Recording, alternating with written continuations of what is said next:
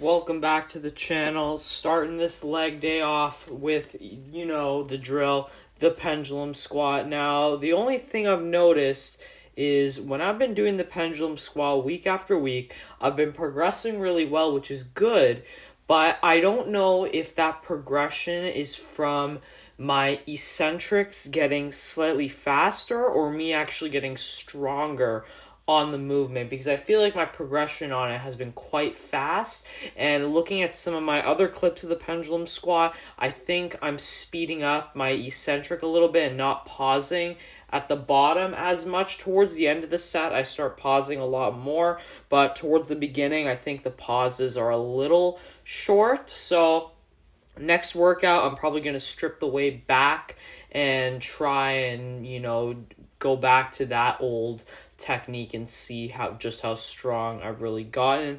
But then we got 3 sets of cable RDLs. Really been liking these recently. And I don't know about you, but honestly, I feel this really a lot more in my hamstrings anyway than my glutes. On a regular RDL, I can find that my glutes kind of like to take over, but I think not completely locking out at the top on the cable RDL here, it really helps me feel the emphasis in the hamstrings, and I also feel my erectors working, which is good because, I think erectors are slept on quite a bit anyway, and I think, this is a great movement to actually target them, so I don't think that's a bad thing. So really working on the hamstrings and the glutes still and the erectors with this movement, and I don't think I got a problem with the fast eccentric here. Very slow, and that's good. It's not that I think my form is bad on the pendulum squat, I just think that it's getting a little bit faster. It's still fine, it's still good, maximize hypertrophy and stuff like that,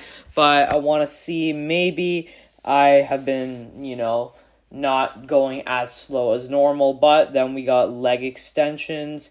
The drill. I always include leg extensions to target that rec fem. And yeah, it doesn't give the biggest stretch, but it's not only about the stretch in terms of muscle growth. I think having some short and bias work is good as well. And because the pendulum squat is really lengthened bias, we got some leg extensions for the short part, and then we got 4 sets of seated leg curls, the superior hamstring exercise. This is absolutely my favorite isolation exercise for the hamstrings, and I have been progressing very slowly on the leg extension and the seated leg curl, but I don't think my form is breaking down here at all. I think this is actually me progressing, whereas the pendulum squat, I don't know, man.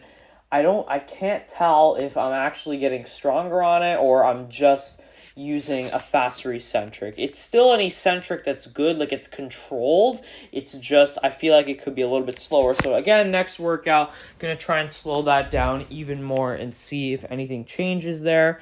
But, my legs are still feeling the burn regardless, and I'm progressing very well, definitely. And then we got 1 set of barbell back squats here.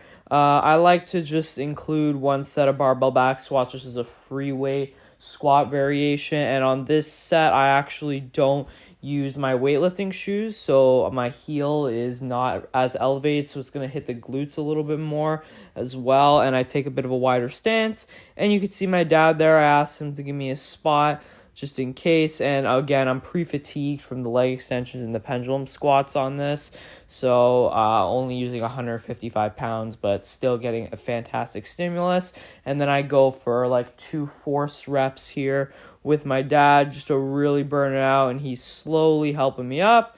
And then I can re-rack the weight. That's one of the only times I've ever been able to re-rack the weight, because normally I bail and then I have to take the weight off and put it back up, which is kind of a pain in the ass, but hey, I like to do it. And then we got 1 set of dumbbell RDLs.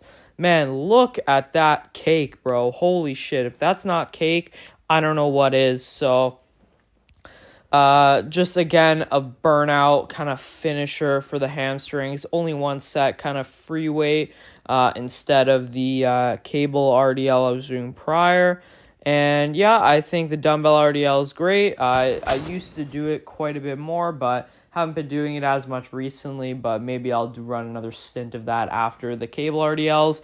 Then we got 2 sets each side cable hip abductions just to target that glute medius and minimus, because they're not hit as well on RDLs and squats because the glute max tends to take over. But so I just like to do this. So, 2 sets on each side. Obviously, I think it would be better to have a actual cable hip abduction machine and stuff like that. But hey, working with what I got at home, and what I've got is very good, very above average. So, I can't really complain there.